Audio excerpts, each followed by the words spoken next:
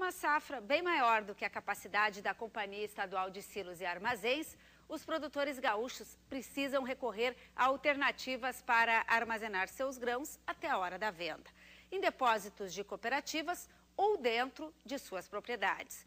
Muitos comercializam toda a produção de uma só vez, mas isso deixa o estado desabastecido.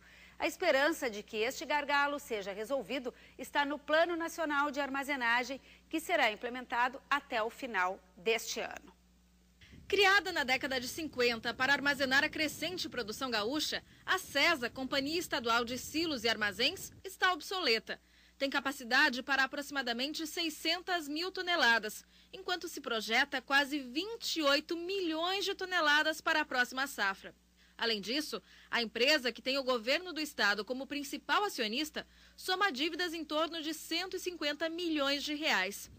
A falta de espaço para armazenagem atinge todo o país e está sendo discutida pelo Ministério da Agricultura.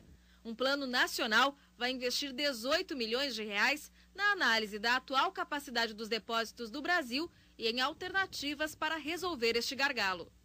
O governo federal tem que imediatamente lançar um plano capaz de oferecer várias alternativas, seja para o pequeno produtor armazenar na sua propriedade, seja para o médio produtor se organizar e fortalecer sua cooperativa, seja de um produtor ou de um investidor construir armazéns, silos.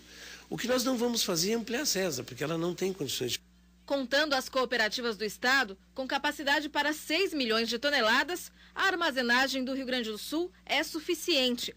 Mas, segundo o presidente da FECOAGRO, está no limite.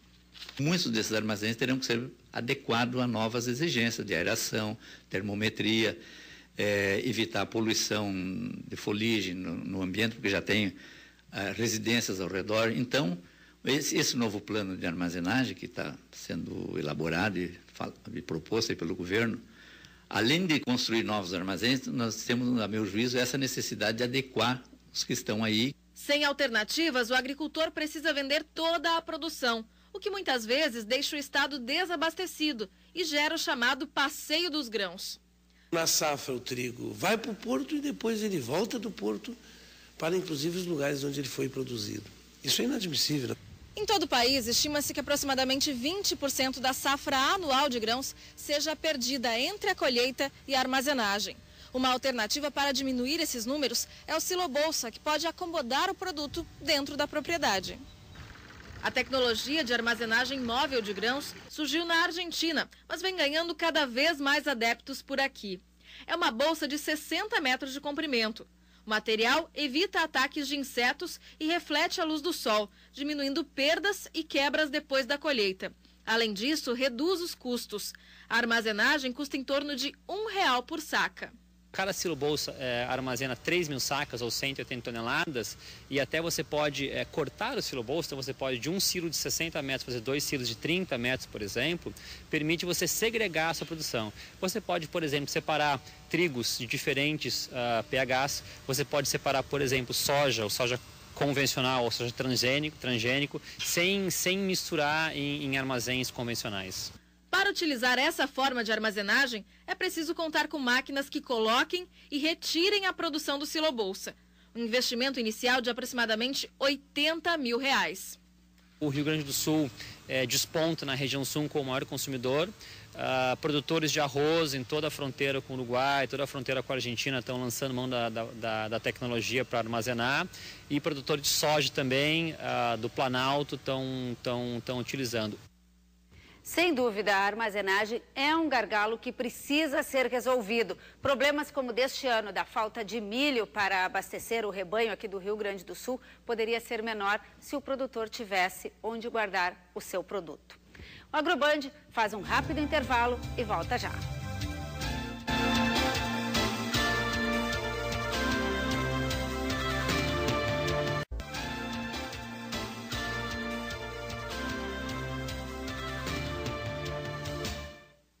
No início do programa, a gente viu que vem muita chuva por aí.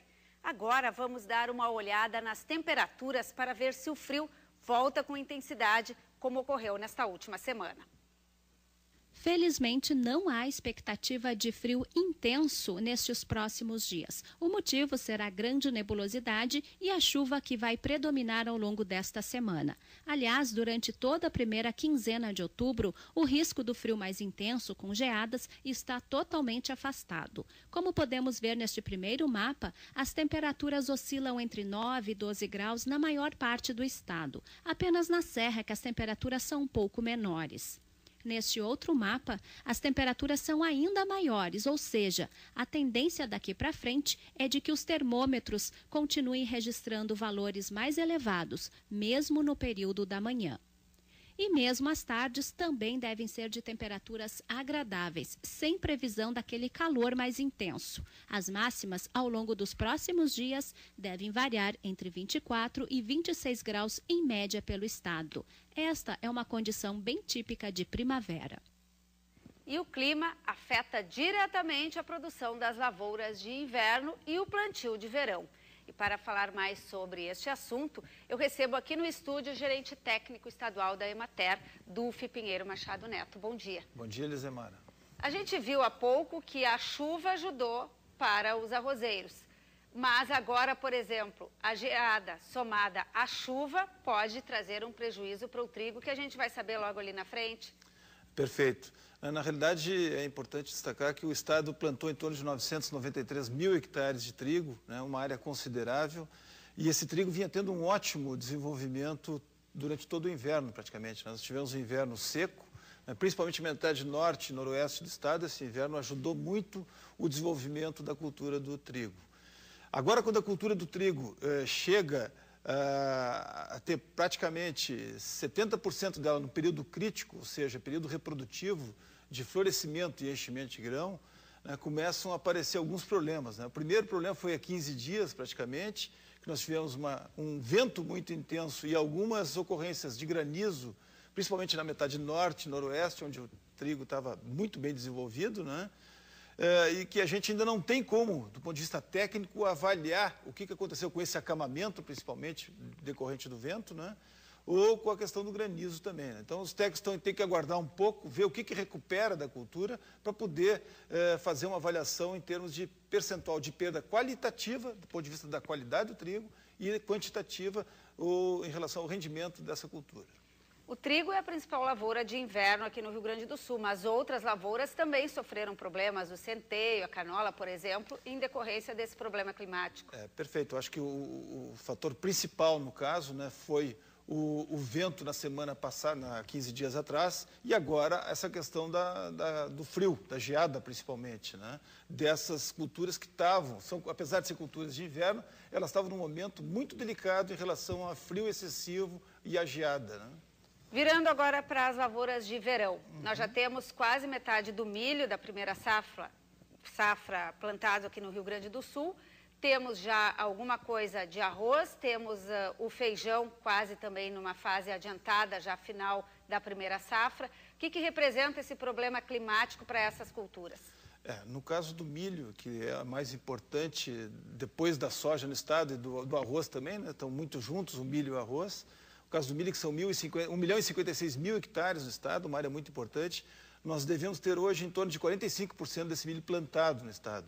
E plantado principalmente na metade norte e noroeste do estado, né? Que é importante destacar isso, que é a região mais quente do estado, onde esse milho é plantado. O milho tem outra particularidade importante, que o milho pode ser plantado do final de junho, pelo zoneamento agropecuário do Ministério da Agricultura, ele pode ser plantado do final de junho até o início de janeiro. Então é muito ampla essa possibilidade de plantio da cultura. Mas os técnicos, principalmente nesse último ano, né, intensificaram um pouco essa questão do produtor antecipar esse plantio para escapar daquela deficiência hídrica que vai ter lá no final de dezembro, janeiro, onde o milho estaria no período mais crítico, né, de novo, de florescimento e enchimento de grão. Então é importante, o agricultor plantou esse milho, e já no primeiro momento ele teve um problema com estiagem, né? Nós ainda no final de inverno, principalmente na metade norte do estado, tivemos alguns problemas de replantio e necessidade de replantio por falta de umidade no solo para germinar e para ter o desenvolvimento inicial da cultura. E agora nós temos um outro problema, que é o frio, né? O milho, sim, uma cultura de verão, ele precisa de calor para se desenvolver.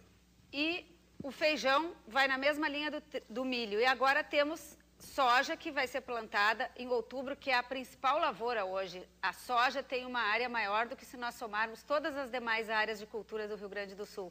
Perfeito, as expectativas aí são boas em relação à soja, né? A gente espera que os 4 milhões e 400 mil hectares dessa cultura importantíssima para a economia do Estado, né, tenham um bom desenvolvimento, né, e que a gente tenha, vamos dizer assim, aquela regularidade, principalmente em relação às chuvas, que são necessárias para um bom desenvolvimento e principalmente para a finalização da cultura nos meses de fevereiro e março. Essa previsão de muita chuva que a gente viu aí, então é muito bem-vinda. Ninguém quer o fantasma da seca de volta na nova safra. Na realidade, ela é muito bem-vinda para as culturas de verão, mas no caso do trigo, ela pode trazer alguma preocupação para os agricultores, principalmente em relação à qualidade do trigo que vai ser colhido.